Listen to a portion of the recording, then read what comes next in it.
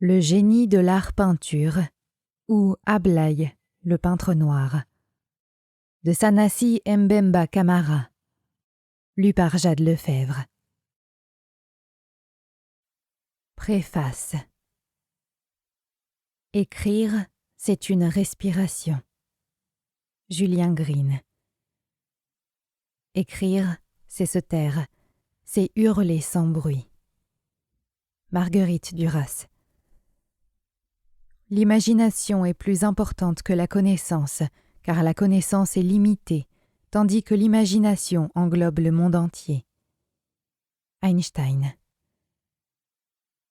Pourquoi la peinture ? La peinture s'apprend dans les musées. Qui blâme la peinture blâme la nature. Il faut que la peinture serve à autre chose qu'à la peinture. La peinture est une poésie muette, et la poésie est une peinture parlante. La peinture n'est que la morale construite. La peinture est le plus expressif des arts plastiques. En effet, la sculpture ne rend que la forme, tandis que la peinture peut traduire toutes les réalités de la nature ou de l'imagination, représentées sur une surface unie, dans leur forme et dans leur couleur. La peinture est un art, et l'art dans son ensemble n'est pas que une vaine création d'objets qui se perdent dans le vide, mais une puissance qui a un but et doit servir à l'évolution et à l'affinement de l'âme humaine. Il faut deviner le peintre pour comprendre l'image. Poésie et peinture. Poésie est expérience de libération du verbe et aussi fouille et trépanation du mot, éclatement de la parole, songe d'image dite d'homme. Peintre, je joue avec la couleur, y plonge les doigts, en éclabousse mes vêtements, ma table, mon visage et aussi ma toile bien sûr. Mais c'est joie que de jongler du jaune au noir, du blanc au rouge, ces joies immenses et pétillantes des yeux, ces joies profondes et percutantes de l'intelligence, enfin réconciliées avec la matière, avec l'existence charnelle. Ainsi que poésie. Poésie est bon, saut, métamorphose, osmose, explosion, contact, et avant tout, joie de faire. Mon poème écrit, fini, figé, ne m'intéresse plus, autrement qu'en témoin d'une joie passée qui m'a labouré l'échine et m'a réconcilié avec moi-même l'espace d'une minute à résonance éternelle. Et comme possibilité de communication de cette expérience intégrante à l'autre. Parler poésie. Expérience intime et pourpre, calme et mère, communication de l'homme au monde, fouille de ce qui est dans le passé est moi, projection de moi dans l'avenir, à la fois tremplin et nacelle. Poésie est création, comme peinture, partage du jet de fer, ruisseau d'été, volcan et troubadour.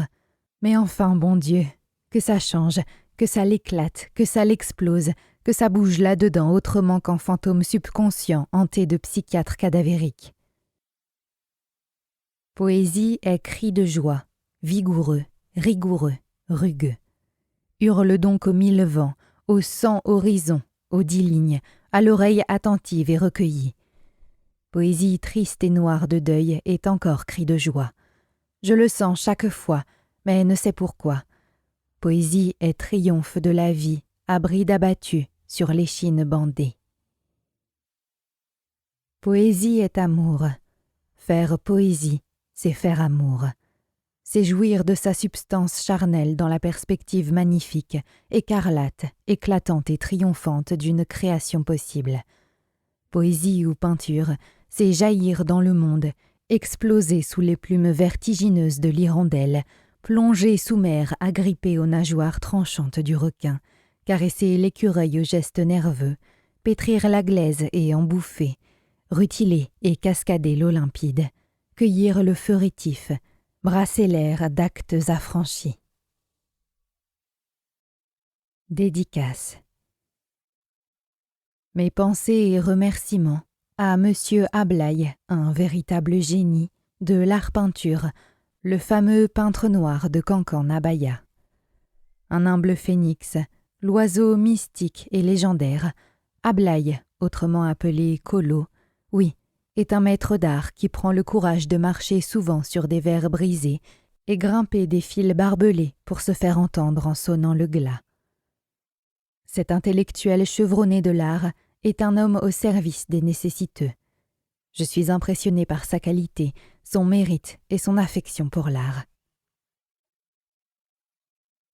Citation.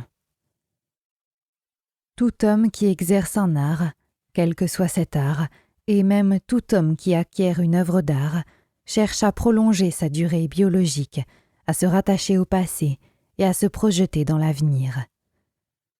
Maurice Druon.